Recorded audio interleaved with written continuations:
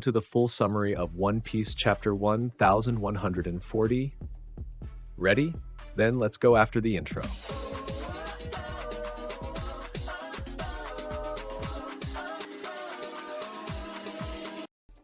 Hello everyone, welcome to the channel, and before we start, don't forget to leave your like, subscribe, and turn on the notification bell.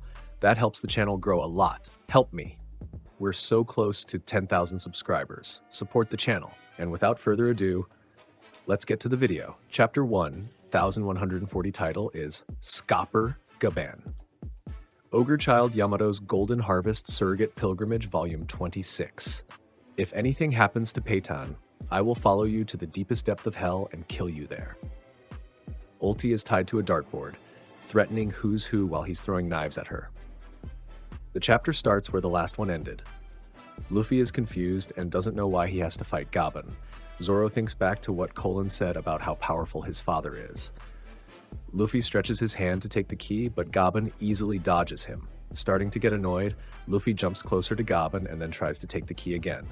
This time, Gaban coats the key with haki and smashes Luffy into the ground. Black lightning appears when the key hits Luffy.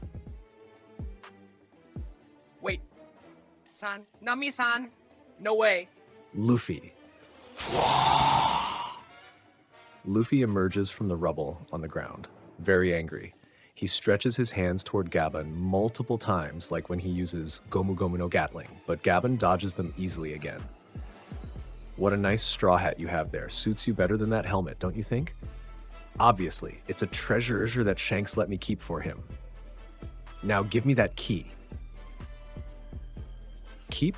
He didn't just give it to you. What a stingy man. Idiot. It's not like that. Stop blurting out stuff like that when you don't know anything about Shanks. Haha, right back at you, brat. Suddenly, Gaban shoves part of the key into Luffy's mouth, and Luffy's head takes the shape of the key. Then Gaban takes out both his axes and prepares to attack Luffy with them. What? Axes? Yaso Takeru, army of fierce warriors. Luffy, get out of the way! Luffy senses Gaban's powerful haki, and his face changes to a worried yet funny expression. Gaban unleashes a huge attack with multiple axe blows that destroy one of the castle towers. Luffy barely dodges the attack, and Zoro stops part of it with his 3 swords. Gaban thinks to himself he has a good crewmate. Nami and Road are in shock. Luffy and Zoro get serious. Luffy switches to Gear 5, and black lightning appears in Zoro's 3 swords. Now all of Luffy's clothes and his axe are white. Even his Viking helmet has fused with his hair, making it look like he has horns. Luffy says, "Let's do this, Zoro." Yeah. Gaban thinks to himself, so that's truly the white form. Luffy and Zoro attack Gaban, but he suddenly gives up and entrusts them with the key.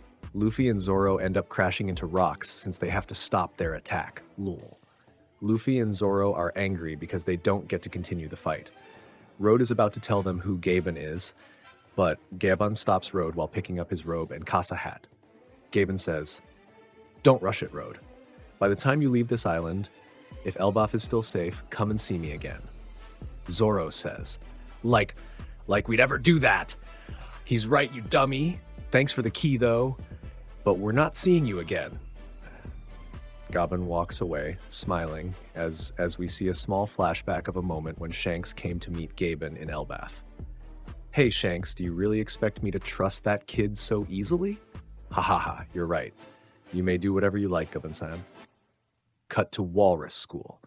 The kids tell Ange they saw a strange bird flying by, but when Ange looks up, it's gone. Cut now to a forest in the Sun World near Walrus School. Shamrock and Gunko land on a huge branch. Shamrock is surprised to see that even Elbaf has a school.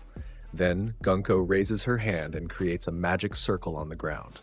A black lightning strikes the magic circle, and 2 new God's Knights appear in an epic double-page spread. The first God's Knight is Saint Summers from the Shepherd family, Jew Peter's family. He's a middle-aged man with glasses, long hair, and a beard. His goatee has a cross shape. He is sitting in a luxurious armchair next to a trunk with clothes and talking to someone on Den Den Mushi. It seems he has been summoned before he could dress up, so he is only wearing a tank top and underwear. Summers says, don't give me that. I need to change and do some preparations. Give me an hour, okay? And what about that stuff? You know, the food supplies. Surely we're not going to let gods starve to death. Hello? What's wrong with the transmission? See, the second God's Knight is Saint Gillingham from the Rimosif family. Not sure of the correct translation for this family name. Although it's not confirmed in this chapter, Gillingham clearly has the power of the Kirin Zoan fruit. His name is Kiringamu in Japanese. Another hint. His Kirin fruit seems awakened because there are white clouds floating around his neck. Gillingham appears in hybrid form. He has a very long neck with a long mane. His head is similar to a horse's, but with 2 horns and 12 long whiskers. Gillingham wears a military uniform similar to Shamrock's and grips a very strange trident.